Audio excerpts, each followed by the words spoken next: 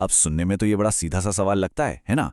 लेकिन जैसे जैसे हम आगे बढ़ेंगे देखेंगे कि इसका जवाब, अरे जवाब तो छोड़िए, ये सवाल ही किसी किताब को लिखने के हमारे पूरे आइडिया को चैलेंज कर देता है। तो चलिए सीधे इस गुत्थी को सुलझाना शुरू करते हैं। और इसके लिए हमें थोड़ा सा पीछे जाना होगा और सृष्टि यानी क्रिएशन और ज्ञान यानी नॉलेज, इन दोनों के बीच के गहरे कनेक्शन को समझना होगा। अच्छा, इसको ऐसे सोचकर देखिए, जब इस ब्रह्मांड में, इस यूनिवर्स में पहला इलेक्ट्रॉन बना होगा, तो उसके काम करने का तरीका, उसके नियम, एक तरह से उसका ज्ञान, वो भी तो उसी के साथ अस्तित्व में आया होगा ना, है ना? किसी ने बाहर से आकर उसे ये नियम सिखाए तो नहीं। मतलब ज्ञान जो है वो सृष्टि में ही मौजूद है, उसी का हिस्सा है। और जानते हैं यही आइडिया हमारी पौराणिक कथाओं में कितनी खूबसूरती से दिखाया गया है। हम देखते हैं ब्रह्मा को जो सृष्टि करता है, और उनके साथ हमेशा कौन होती हैं? ज्ञान की देवी सरस्वती। वो दोनों कभी अलग नहीं होते, जो इस बात का सिंबल है कि क्रिएशन और नॉलेज हमेशा साथ साथ चलते हैं। और एक और चीज पर गौर कीजिए, ब्रह्मा के हाथों में चारों वेद हैं, जो इसी सोच को और भी पक्का करते हैं। और यहीं से हम एक बहुत ही जरूरी संस्कृत शब्द पर आते हैं, जो इस पूरी पहेली को सुलझाने की चाबी है, और वो शब्द है अपौरुषेय। अपौरुषेय का सीधा सा मतलब है जो किसी पुरुष या व्यक्ति का ना हो, यानी इसे किसी इंसान ने या यहां तक कि किसी देवी देवता ने भी नहीं बनाया है। तो अब सवाल यह है कि अगर इसका कोई लेखक ही नहीं है तो फिर ये है क्या? देखिए, असल बात यह है कि वेदों को एक किताब की तरह नहीं देखा जाता, बल्कि उन्हें अनंत ज्ञान का, इन्फिनिट नॉलेज का एक सिंबल माना जाता है। वो उस हमेशा से मौजूद ज्ञान को दर्शाते हैं जो किसी के लिखे जाने का इंतजार नहीं कर रहा था, वो तो बस था। मुझे पता है ये कॉन्सेप्ट थोड़ा एब्स्ट्रैक्ट लग सकता है, तो चलिए इसे एक ऐसे उदाहरण से समझते हैं जिसे हम सब जानते हैं। जरा ग्रेविटी के बारे में सोचिए। ये नियम तो तब भी था जब न्यूटन के सिर पे सेब नहीं गिरा था, है ना? न्यूटन ने ग्रेविटी को इन्वेंट नहीं किया, उन्होंने उसे डिस्कवर किया, उसकी खोज की। बाद में आइंस्टीन आए और उन्होंने इस समझ को और बेहतर बनाया। बिल्कुल इसी तरह वैदिक ज्ञान को भी हमेशा से मौजूद माना जाता है। ऋषियों ने इसे लिखा नहीं, उन्होंने इसे अपने गहरे ध्यान में अनुभव किया, उसे महसूस किया।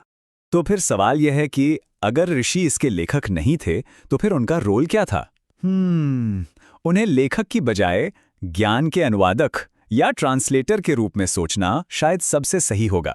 तो होता ये था कि सबसे पहले कोई ऋषि अपनी गहरी ध्यान की अवस्था में उस यूनिवर्सल नॉलेज को, उस ब्रह्मांडीय ज्ञान को अनुभव करते थे।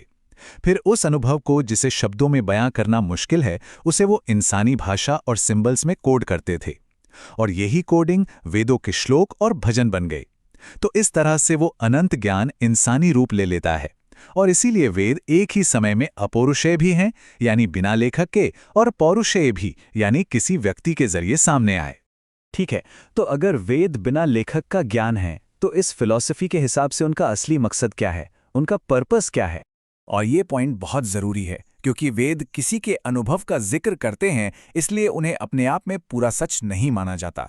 वो सच नहीं है, लेकिन वो झूठ भी नहीं है। तो फिर उनका काम क्या है? अच्छा, इसे ऐसे समझिए, जैसे कोई उंगली चांद की तरफ इशारा कर रही हो। अब वो उंगली चांद तो नहीं है ना? वो तो बस सही दिशा दिखा रही है। वेद भी परम सत्य नहीं है, बल्कि वो उस सत्य की तरफ इशारा करने वाले पॉइंटर्स हैं, जिसे हर किसी को खुद अनुभव करना होता है। और ये बात हमें इस फिलॉसफी के सबसे गहरे मतलब तक ले आती है कि एक साधक के लिए, एक इंडिविजुअल के लिए इसका क्या मतलब है। देखिए, कई धर्मों में ये आइडिया होता है कि एक ईश्वर है, एक पवित्र किताब है और एक ही सही रास्ता है। लेकिन वेदांतिक नजरिया इसे चैलेंज करता है।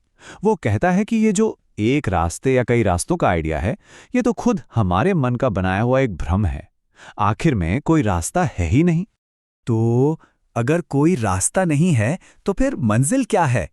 मंजिल है मन को शांत करना, फिर उस शांति से भी आगे निकल जाना और खुद को आत्मा में स्थित करना।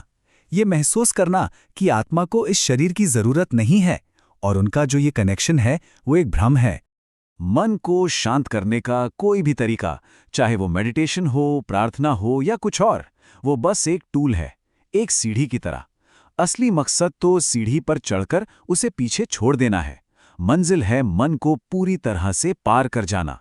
ये सच में एक बिना रास्ते वाला रास्ता है। और यहीं पर हम आकर रुकते हैं इस आखिरी दिमाग को झकझोर देने वाले सवाल पर।